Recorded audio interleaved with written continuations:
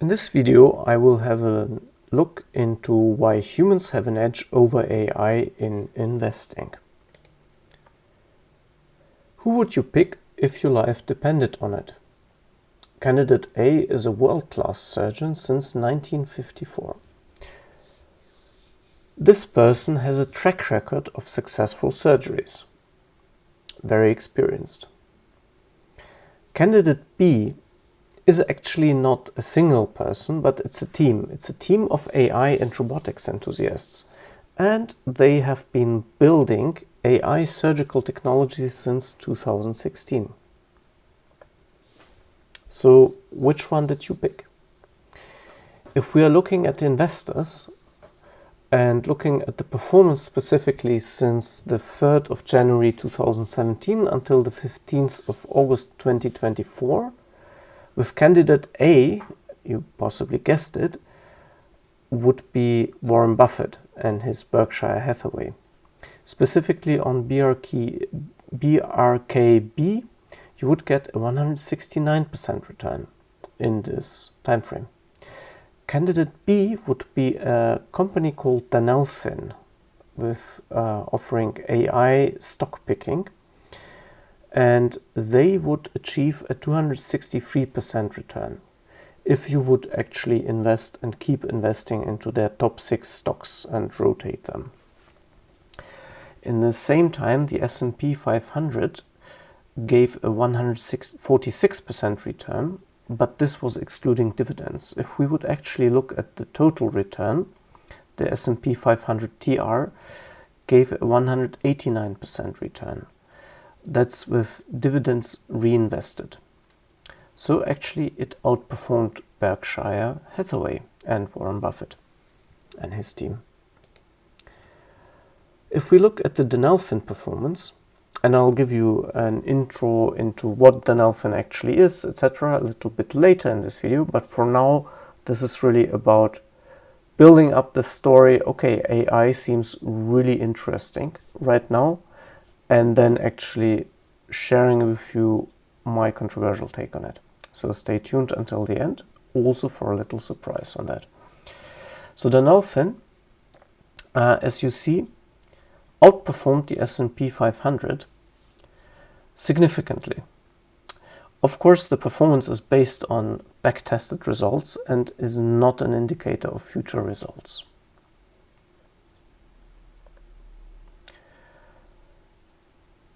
In staying with this, I also want to give this disclaimer. This video is my personal opinion. It is not professional investment advice. So proceed with caution. And you might learn something interesting from it, an interesting angle. Maybe you will even say, okay, I don't want this controversial stuff, but Danelfin sounds interesting. If so, I'm happy that I introduced you to Danelfin. But as I say, maybe my controversial take will make sense to you. Let's see. Why is Warren Buffett still the only sustainable choice? That is my controversial take. And Warren Buffett doesn't stand for just Warren Buffett. Warren Buffett stands for human investors in general. Let's have a look at what Danelfin actually is.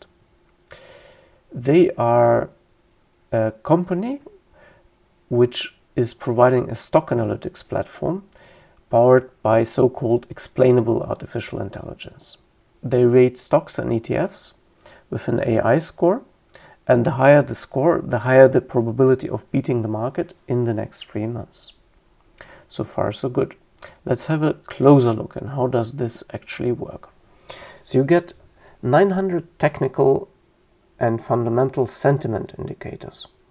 These are things like momentum, EBITDA, RSI, short float, and so on. You all see all of them in the top here. Also, they collect market sentiment signals. From these, they calculate about 10,000 possible stock features. The AI then compares the stocks and searches for so-called alpha features. It analyzes the performance of the stocks in the past and looks for alpha signals of high performance. With stocks specifically, that seems like such an obvious application of artificial intelligence, because obviously we have like a lot of historical data, historical market movements, and we can calculate all these indicators for past times as well.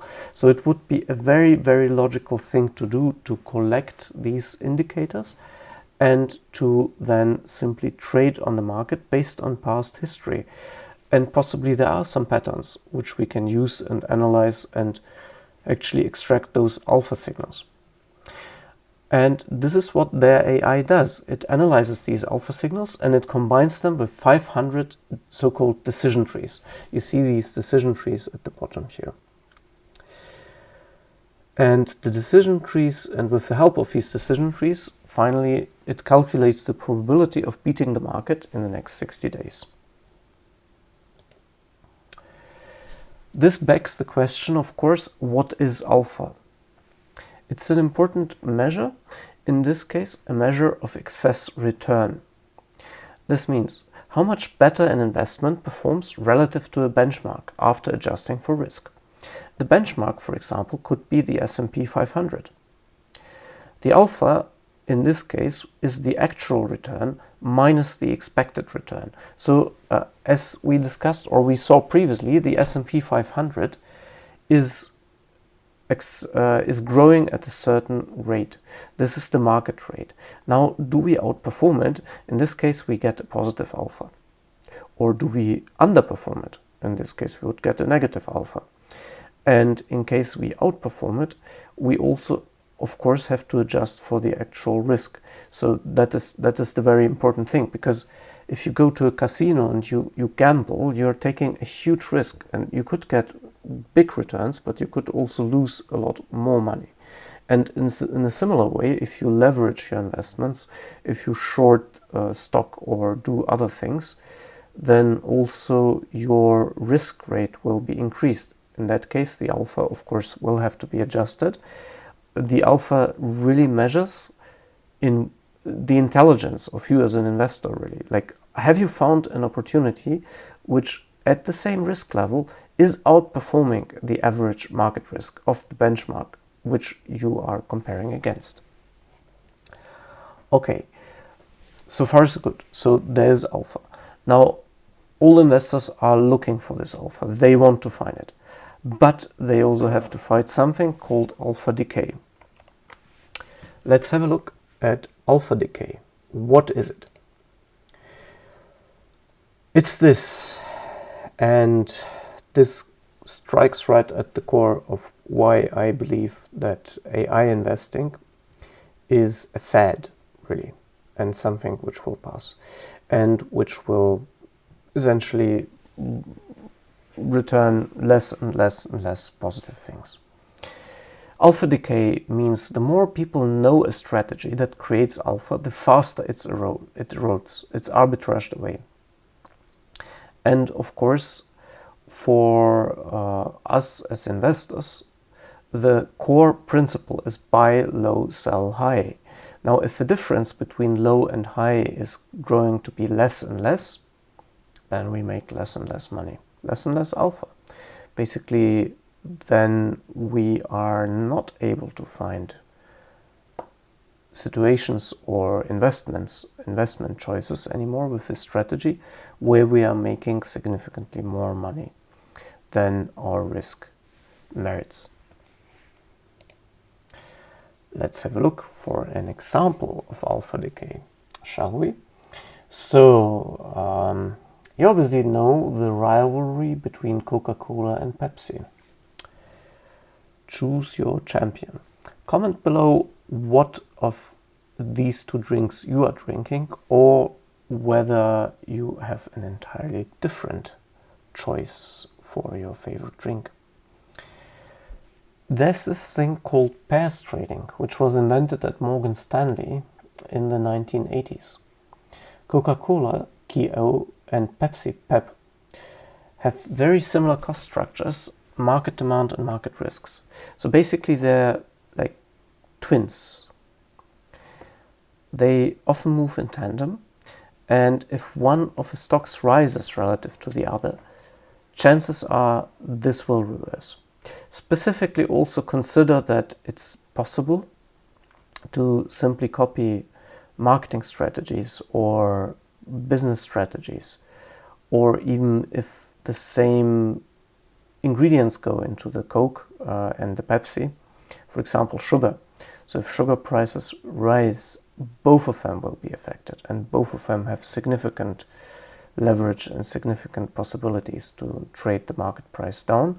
But if the overall market price of sugar rises due to some natural catastrophe or whatever, or just rising prices, well, inflation of sugar prices or corners on the sugar market, whatever, basically both of them will be affected.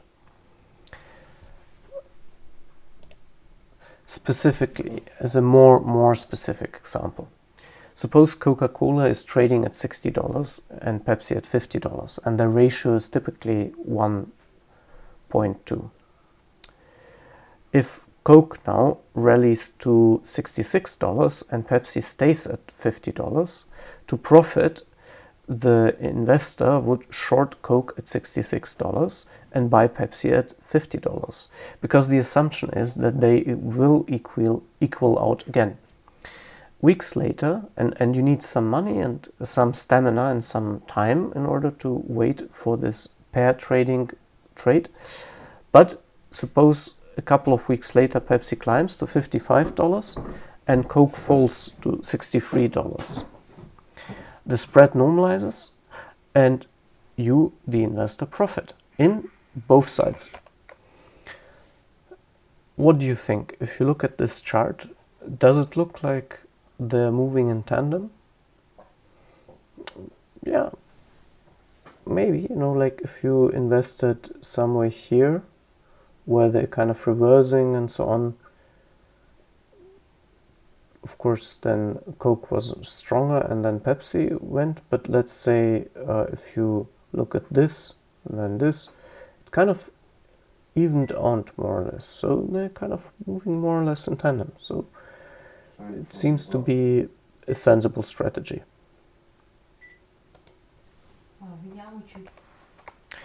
For the second half of this puzzle, we need to look at something called quants and arbitrage.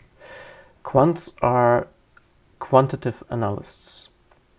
These apply mathematical, statistical, and computational methods to financial investment problems. So basically, AI would be precisely their thing. An arbitrage is to exploit price discrepancies between equivalents or related assets, markets, and instruments to earn a near risk-free profit.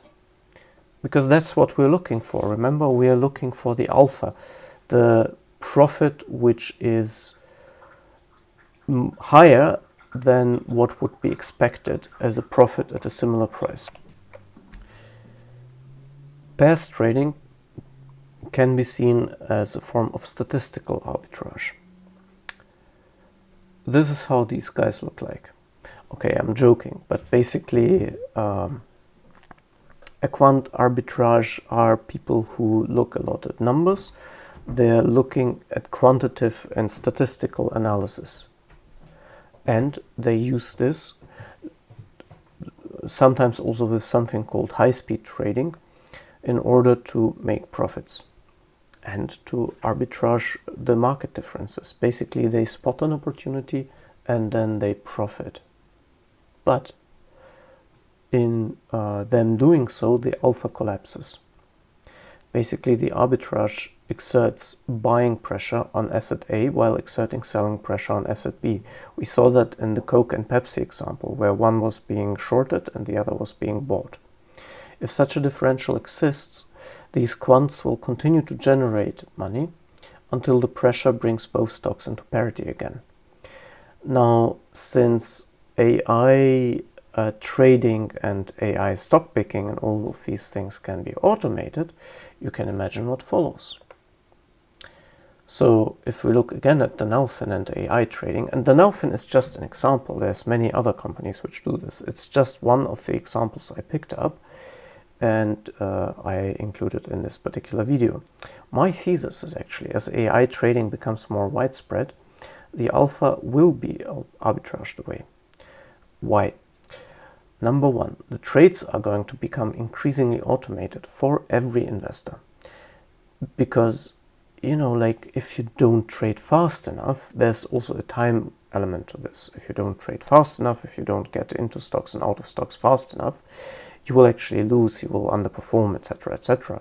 So the real solution is, and if AI is doing the stock picking for you, it's being automated, there's no human in the loop anymore, then you will then say, okay, like when the situation shifts on the market, then just get rid of that stock, sell it.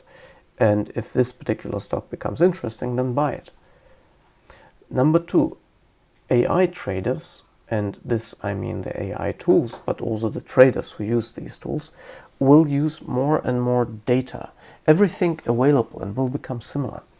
Maybe you've noticed actually, when you look at text which is generated by ChatGPT, that all of this text looks really, really similar, and like you can kind of identify a vibe to ChatGPT text. To be perfectly honest, I actually even have a small allergic reaction to text which I sense has been generated by ChatGPT. And since you can pick up on that, it means also you kind of see already certain patterns which are repetitive, which is kind of like the average, what it will do. And number three of my thesis is then that the traders will converge on the best AI recommendation platform, which of course you will be able to compare the results for, and which will let other people know. So basically, as a trader, if everything else being equal, pricing, etc., you will of course use the most powerful instrument to increase your chances of making positive trades. And since everyone will converge on the best AI recommendation platform, and the platform will use the same type of data, etc., and will give the same stock recommendations, everyone will execute the same trades and arbitrage away the alpha. So basically, it kind of becomes pointless. There's no free lunch. Surprise, surprise. So what is a trader to do? And what makes Warren Buffett different? Let's have a look. How does Warren Buffett make money? I've got a couple of examples for you, which partially stem from this wonderful book, Snowball, which I'm reading currently, which I highly recommend. It's a massive, massive book, but it also gives a very detailed account of Warren Buffett's life, personality, his relationships, and also his investments. For example, there was this American Express trade in 1963. The salad oil scandal led to the stock falling in a massive way. Why did it drop? So basically, American Express had a subsidiary which was storing and guaranteeing for oil or other things. And one person started to defraud the industry by putting in seawater into these tanks, and actually then just having or blindsiding and cheating the people who were supposed to guarantee that the oil was there, and they were cheated because they just put in enough oil around the sensors so that when they took these samples, they said, yeah, the salad oil is there, all right, but actually it wasn't. It was just seawater. And American Express was the company which was, through its subsidiary, guaranteeing that there was actually salad oil there. So in the scandal, the stock dropped significantly. But Buffett took an unusual approach. He took a huge position in it because he said that this is a momentary thing, it will pass. And the people still trust the American Express brand. This one scandal can't bring the brand down. It was a risk, of course, but he took it, and that was a very, very good trade for him. Then Another very important and interesting instrument with which Buffett has been operating for a very long time has been to buy insurance and reinsurance companies. One of his best acquisitions was National Indemnity in 1967, and also Geico 1970s onwards. In 1996, he did a full acquisition of Geico for a significant amount. So the second half of Geico costs him much, much more than the first half, but he still wanted it. And he wanted it for one very, very simple reason, because all these insurance companies give him float to finance deals. Float really is the amount of when you have the insurance premium.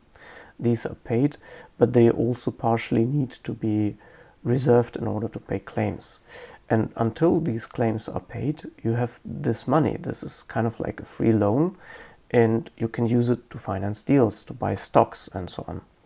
And you just need to assure it. You need, that's the function of an insurance company after all, if claims are paid out, that you are able to serve them. But you get all this additional money which people put into the company, and you can play with it, you can work with it. It's basically kind of like a bank, and it's even better than a bank, because the credit, if you own the company, is free of charge, essentially. You're not paying any bank fees or interest rates on the float. Let's have a look at two more examples of how Warren Buffett makes money. There was a company called Sanborn Map Company. It actually exists today as Sanborn Geospatial. And in about 1960, Warren Buffett was involved with it. Sanborn had a declining map business. They were doing maps for firefighters and other companies, like other public institutions and insurers and so on. And they had had a really, really good business, and had created significant profits in the 1930s, I believe. But the business had since declined. They had used these profits to invest into different stocks. And Buffett discovered that actually their assets, those stock investments, were significantly undervalued compared to their market capitalization. So he bought up the stock in secret, and that's an important part of what Warren Buffett does compared to Benjamin Graham, his mentor, who actually was very public about his trades and reasons for the trades. But Buffett does things in secret as much as possible. So he forced the board to separate the two at roughly 50% profit. Then See's Candies in 1972. Warren Buffett and Charlie Munger called this the prototype of a dream business. See's Candies is a California candy company. It's the first high-quality company which they bought. They had bought it for 25 million and put in, I believe, another 40 million dollars in capital. And since then, it has returned over $2 billion of pre-tax income. Secret to the success was that they raised prices every year. And also the family owner who had See's Candies, a guy called Candy Charlie, was not interested in the company. He was more interested in chasing women at that time. And I think Charlie Munger actually pushed him a little bit to say, imagine how much more time you would have to chase these women and how much more money you would have to buy them little nice things and candy packages and so on. And as another anecdote, one of the first things Warren Buffett did was to instruct the executives at See's Candies to stop those free candy deliveries to these girls, which Candy Charlie was chasing. And by the way, See's is not an international brand, so you might not have heard of it, even though Warren Buffett tried to establish it around the world. It's a local California/US institution. But basically, Warren Buffett is saying, if you want a girl to kiss you, you give her See's Candies on Valentine's Day. So there's a secret behind this, a secret I am planning to share with you in just a couple of slides. But let's have a look at Warren Buffett's way. The idea is to identify the logic and reason behind why something is a good investment, and not necessarily based on quantitative measures, as the stock traders or the quants of this world would do it, and past performance and AI extracting the features and our models being trained, etc., etc., but really actually understanding the logic in a human fashion, to identify the hidden opportunities in real life, which are hiding in real life. I honestly believe that there's many of these opportunities for us, and our job is actually to search for them. That's what Warren Buffett and Charlie Munger used to do. And in fact, Warren Buffett said, if you had a scratch card with only 9 investments you could make in your life, you would be much more successful, because trading a lot and jumping from one stock to another will not allow you to hold them for long enough periods of time. And I think that's actually the secret, is that you do not run and rush and do high frequency trading, or at least it's one possibility, right? Like, there might be many different solutions to the problem of how do we make more money from trading. But Warren Buffett's way is to be patient, to look for the hidden opportunities, to network, which is really another important thing, because over time, actually, investment opportunities were brought to him. See's Candies, for example, was brought to him rather than him looking for See's Candies. They owned a company called Blue Chip, Charlie Munger and him, and the CEO of Blue Chip, I believe, brought the See's Candies opportunity to them. Finally, Warren Buffett's way is to identify strategic investment ideas and to structure things.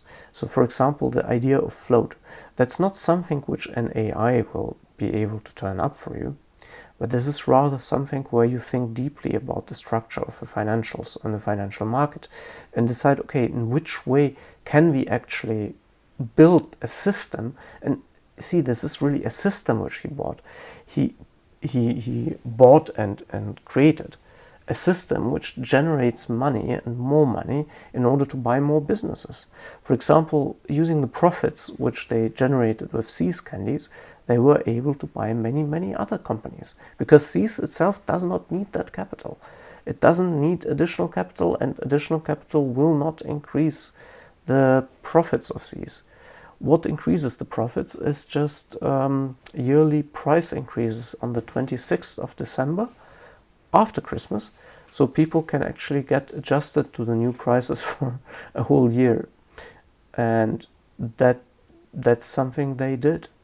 And that's also something which an AI will not do for you if you just say, okay, like, buy this stock and so on. So strategic investing, identifying hidden opportunities in real life, and finally just understanding human psychology and picking the right stocks based on connections, on networking, on hidden opportunities, buying whole businesses. This is Warren Buffett's way, and this is not something an AI can do. Before we get to the reveal of the secret and what I was thinking about when I was creating this presentation, I'd like to introduce you to my newsletter. If you want to subscribe it, here's the link. It's get.businessbreeze.de/local. In my newsletter, I look at AI tools. I explain them, I test them with a specific focus on business people. I discuss what works, what helps you with your daily work, and which tools you should steer clear of. Do subscribe to my newsletter, and also I will announce new videos in the newsletter. Here's the secret I wanted to introduce to you. Warren Buffett in these slides really stands for you and how you will make a difference in this world. AI can do average, but it can't do you, and it will never be able to do that. AI is just a tool. It's like computers and electricity. Yes, it seems magic sometimes, but ultimately it's a tool to be used by humans to make our life better. It's not intended to replace humans, and it never will. Because who And which type of AI can replace Warren Buffett? Come on, seriously? So after this video, will you let AI do the trading for you? From a certain perspective, it's a very valid short-term strategy while the market's not saturated, while the quants have not caught up. So do it while you can, and let me know in the comments below what you think of my thesis that ultimately this will become senseless and profits will be actually arbitraged away. Also, do let me know if you want to see further videos on artificial intelligence in investing, and maybe me actually doing some trades or going into some tools. Take care and thanks for watching.